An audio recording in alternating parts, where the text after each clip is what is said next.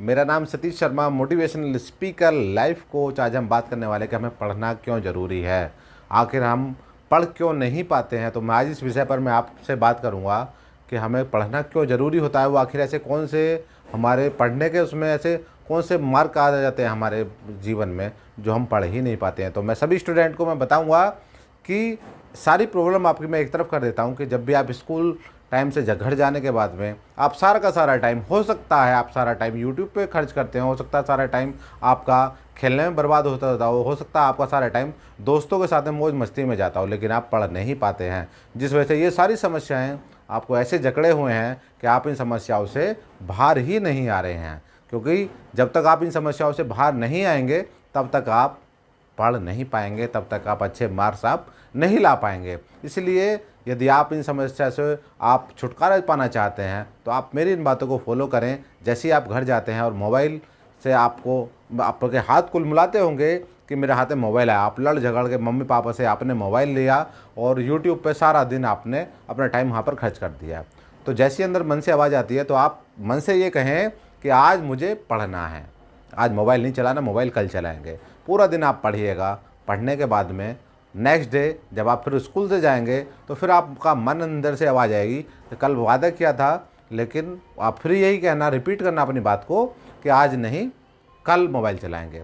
यही आप per day आप इस हैबिट को कीजिएगा, 1 महीने से 2 महीने तक अंदर से आवाज़ आना ही बंद हो जाएगी, जिस वजह से आप इस हैबिट को आसानी से छुड़ा सकते हैं और आसानी से आप लोग कहीं ना कहीं अच्छे मार्क्स लाएंगे। आप अपने टीचर से बिल्कुल कॉन्फिडेंस के साथ में बात करेंगे, क्योंकि जब आपको कुछ आता होगा तभी आप अपने टीचर से अच्छे तरीके से आप बात कर सकते हैं। तो आप इन बातों का फॉलो करिएगा और कहीं ना कहीं आपके जो रास्ते में जो बाधक तत्व वो आ रहे हैं, जो आप पढ़ नहीं पाते हैं, तो कहीं ना कहीं आपको इनसे छुटकारा मिलेगा। अब यदि आपको कोई क्वेश्चन हो तो आप मुझसे पूछ सकते हैं। सर मेरा क्वेश्चन ये है कि अगर स्टडी लाइफ में कॉन्फिडेंस काफ़ी मायने रखता है, हम अपना कॉन्फिडेंस लेवल कैसे बढ़ा सकते हैं? क्योंकि मैंने देखा है और मेरे साथ भी हुआ है कि कुछ बच्चों को आंसर्स पता होते हैं अगर कोई क्वेश्चन टीचर पूछता है, लेकिन उनका कॉन्फिडेंस लेवल इतना लो होता है कि वो उसका आंसर नहीं कर पाते हैं। तो कहीं ना कहीं आपको जिसके लिए हम प्रिपेयर हो रहे हैं, कल को हमको टीचरों को सुनाना है, हमें टीचर ने कुछ लर्न करने के लिए दिया, तो आप उसे पहले अच्छे तरीके से आप उसको लर्न करें। लर्न करने के बाद में आप उसका बार बार रिपीट शीशे के सामने होकर आप बार बार 1 बार 2 बार 10 बार 20 बार 50 बार आप उसका जवाब दें।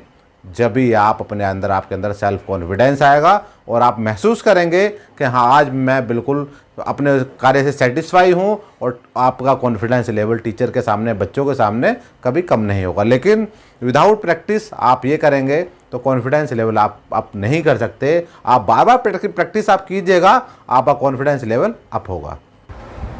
सर मेरा एक क्वेश्चन है कि जैसे बहुत सारे बच्चे होते हैं वो बहुत बहुत देर तक पढ़ते हैं, रात के 12 बजे तक 1 बजे तक, और जबकि जो दूसरे बच्चे होते हैं क्लास में जो टॉप करते हैं वो बहुत कम पढ़ते हैं, तो उनके मार्क्स इतने अच्छे कैसे आते हैं क्लास में? विलीन हो जाते हैं पढ़ाई में, उन्हें टाइम का ही पता नहीं लग पाता है। लेकिन कुछ बच्चे, हो सकता है कुछ बच्चे केवल अपने माता पिता को दिखाने के लिए कि मैं इतने टाइम तक पढ़ा, हो सकता है उस टाइम में उसने मिसयूज भी तो किया, हो सकता है कि उसने 2 घंटा 3 घंटा मोबाइल का यूज़ किया। मम्मी पापा को लग रहा है कि बच्चा पढ़ रहा है, लेकिन हो सकता है कि वो मोबाइल चला रहा है। लेकिन ऐसा भी हो सकता है कि उसकी कैचिंग पावर, पढ़ने की जो क्षमता है उसकी अच्छी नहीं है। जैसे एक लकड़ी वाला एक लकड़ी काटता है, एक लकड़ी वाला 1 महीने काम करके 10,000 रुपये कमाता है, उसके पड़ोस में जो लकड़ी वाला रहता है वो केवल 15 दिन काम करता है और 20,000 महीना कमाता है।